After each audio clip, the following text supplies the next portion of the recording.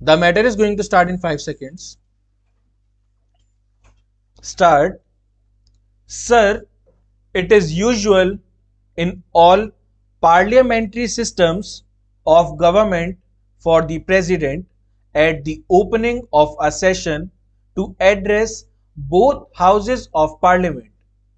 It has been criticized as being merely a narration of facts which have happened during the past year.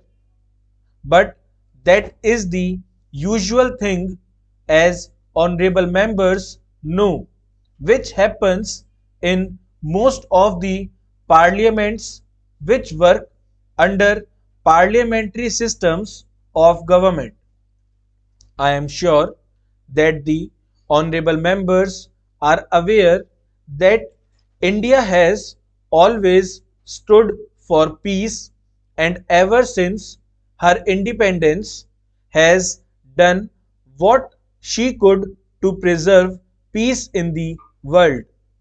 Both in Korea and in Indochina, our efforts led to a ceasefire, and for the first time, with the settlement of the Indochina problem, there was no shooting war anywhere in the world.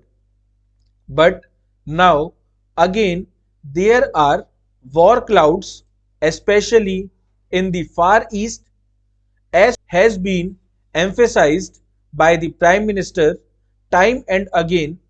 Patience and tolerance are necessary to solve the tangle in Formosa. Our government have recognized the Chinese People's Republic as the government of China and have recognized the Chinese claim to the Cairo Declaration. If the Cairo Declaration is to have any value, then it is fairly certain that Formosa is part of China. But at the same time, one cannot forget the fact that things have got to be tackled patiently if this problem of Formosa is to be solved in a peaceful manner. That will take time, and it is towards that end. I am sure that our Prime Minister is working so that there will be no clash in the Far East with regard to the question of Formosa. This has been prominently mentioned in the address of the President.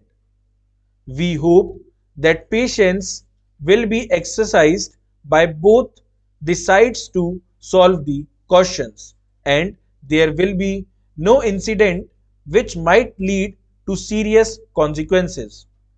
Our agreement with China on Tibet, which formed the basis of the joint statement by China's and our Prime Ministers regarding Panchshila, must form the main principle through which international tension can be eased and finally peace established. I am glad, sir, that recently the King of Laos has accepted the idea of the five principles put forward in this declaration. It is usual in the present time of atomic age to talk about the dangers of the use of atom for warlike purposes. The question is whether the new instrument in the hands of men is going to be used for the benefit of humanity or for the destruction of humanity and human civilization as we know it today. Both the United States and the Union of Soviet Socialist Republics possesses atomic weapons, and the United Kingdom government has now planned to manufacture hydrogen bombs for their security. As the Prime Minister has pointed out time and again, our country is not interested in the production of atomic weapons, but we are immensely interested in the use of atomic energy for peaceful purposes. There is no doubt whatever that in the interests of human civilization, these weapons should not only be banned but destroyed. The question is who is going to take the risk. There have been appeals that as the USA was the first nation to manufacture these dangerous weapons and use them, therefore they should set an example by destroying the bombs in their possession.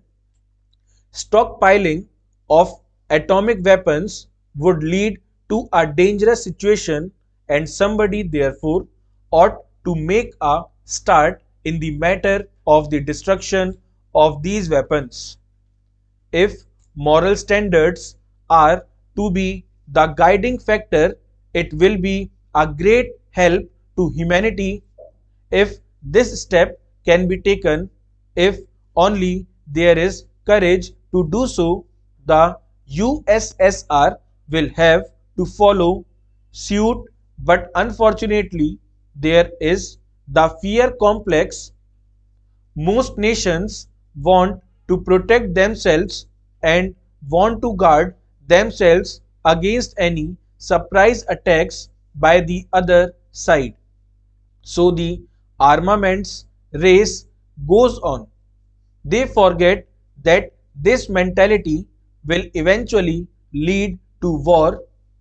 They think that negotiations can take place only when one can speak from strength, but they forget that two can play at this game. So long as this view is held, the armament race will go on and tension must certainly increase. The conference, which meets in London in a few days' time on disarmament, I hope will find a solution. The complete banning of nuclear weapons must be the first step that any conference should strive at, and I hope that under proper international supervision this step will be taken. But connected with this is the question of the reduction of conventional armaments.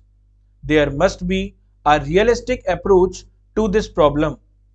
The USSR today possesses so much strength that it should be the first to agree to reduce its land army in the interests of the good relations that should exist between nations. One hopes that it will understand this position and take steps to get this done. I am glad that the Atomic Energy Commission of the United Nations has recognized that India has a part to play in this field and has asked our leading nuclear scientist Dr. Bhabha to preside over the conference proposed to be held at Geneva.